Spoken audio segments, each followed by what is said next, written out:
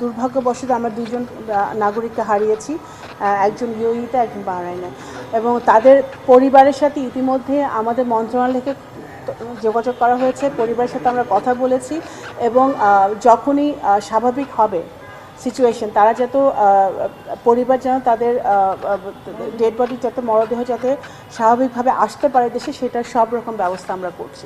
Rainbow allrounder exterior paint বাড়ির বাহিরের দেয়ালের সুরক্ষা নিয়ে থাকুন নিশ্চিন্ত, সাথে পাচ্ছেন 10 বছরের ওয়ারেন্টি। পর্যবেক্ষণের জন্যই আজকে একটা আমাদের ইন্টার মিনিস্ট্রিয়াল একটা মিটিং হয়েছে, সেখানে আমাদের পররাষ্ট্র মন্ত্রণালয় সেই মিটিংটা হয়েছে।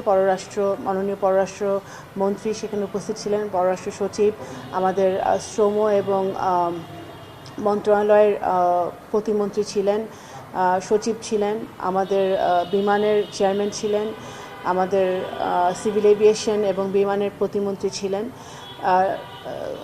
আমাদের ফরেন সেক্রেটারি ছিলেন, সচিবরা ছিলেন এবং আমাদের শ্রমমন্ত্রী ছিলেন, আমাদের ফরেন মিনিস্ট্রির প্রধানমন্ত্রীর উপদেষ্টা ছিলেন।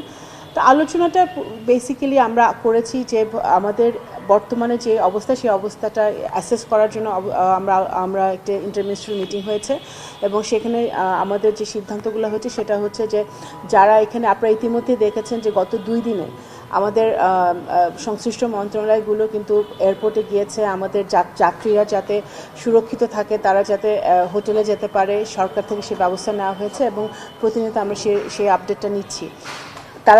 যাদের ভিসা এক্সপায়ার করে যাচ্ছে, যারা ভ্রমণ করতে হবে, তাদের বিভিন্ন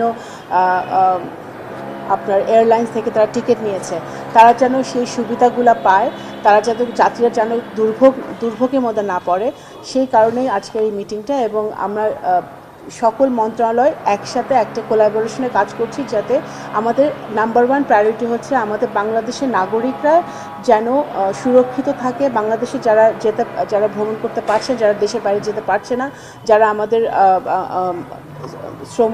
যারা বিদেশে যাওয়ার কথা ছিল বিভিন্ন গালফ কান্ট্রি, তারা যেতে পারছে না, সৌদি আরব, কাতার, বাহরাইন সহ বিভিন্ন দেশে, ইউএই তারা যেতে পারছে না, তারা যাতে এখানে যতদিন তারা যেতে পারছে না, তারা যাতে ঢাকায় এবং বাংলাদেশে তারা সুরক্ষিত থাকে, তাদের ব্যবস্থা থাকে, সেটা আমরা নিশ্চিত করছি। এবং তারা যাতে সিকিউরিটির সাথে তারা যখন আবার আমরা তো এটা অনিশ্চিতের মধ্যে আছি, যে আমরা জানি না যে কখন অবস্থা স্বাভাবিক হবে, কখন আবার ট্রাভেল করতে পারবে তারা।